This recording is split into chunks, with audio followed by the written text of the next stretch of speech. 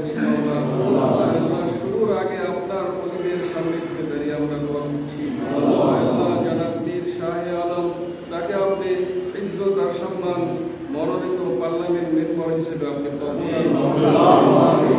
এখানে যে সমস্ত নেতৃবৃন্দ আছেন সবাইকে আপনি সুস্থ রাখুন মাওলা।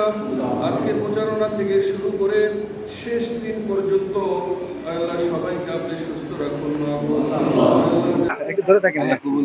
আর একজন ধরো কব বেটা নেন তো যাওয়া লাগবে হাতে হাতে হাতে দিচ্ছেন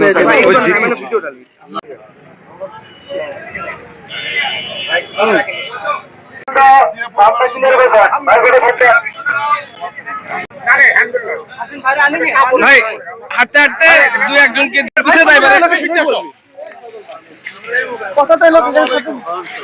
এই যে ধানের শীষে ভোট দিতে সেটা একটা ছবি ললে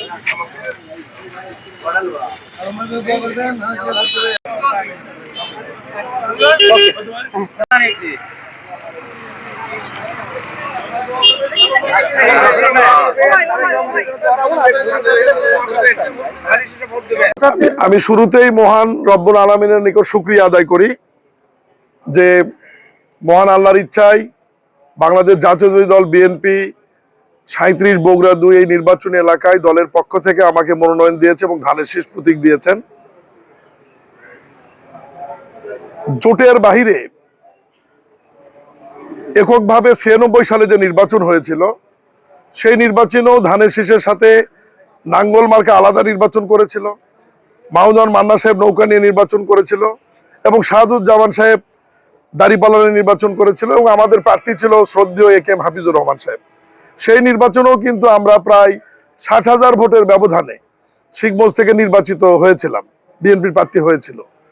তো আলাদা নির্বাচনে এবার আমরা একটা চ্যালেঞ্জ হিসাবে মনে করছি না, কারণ শহীদ রাষ্ট্রপতি জিয়াউর রহমানের জন্মস্থান বগুড়া, বর্তমান দলের চেয়ারম্যান জনাব তারেক রহমান বগুড়ার সন্তান, উনি আমার পার্শ্ববর্তী আসন সদর থেকে নির্বাচন করছেন। বগুড়ার মানুষ অনেক আগে থেকেই বিএনপির ভক্ত, বিএনপির পাগল, ধানের শীষের পাগল।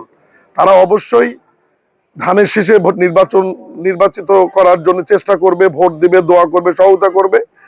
আর যেহেতু দীর্ঘদিন আমি এলাকার গণমানুষের সাথে আছি, কাজ করছি সাবেক উপজেলা চেয়ারম্যান হিসাবে এবং এই উপজেলা বিএনপি সভাপতি হিসাবে লড়াই সংগ্রাম বিপদে আপদে প্রায় ৩২ বছর মানুষের সাথে থাকবার কারণে এলাকার মানুষ আমাকে ব্যক্তিগতভাবে চিনে, আমি তাদেরকে চিনি। সব মিলে প্রার্থী এবং মার্কা এবং দল তিনটা যেহেতু একাকার হয়ে গেছে, ইনশাআল্লাহ আমি মনে করি যে এই নির্বাচনকে আমি চ্যালেঞ্জ হিসেবে মনে করছি না। মহান আল্লাহর ইচ্ছায় বিপুল ভোটে ধানের শীষ প্রতীক নিয়ে এই আসনটি বিএনপিকে আমরা উপহার দেবো ইনশাআল্লাহ।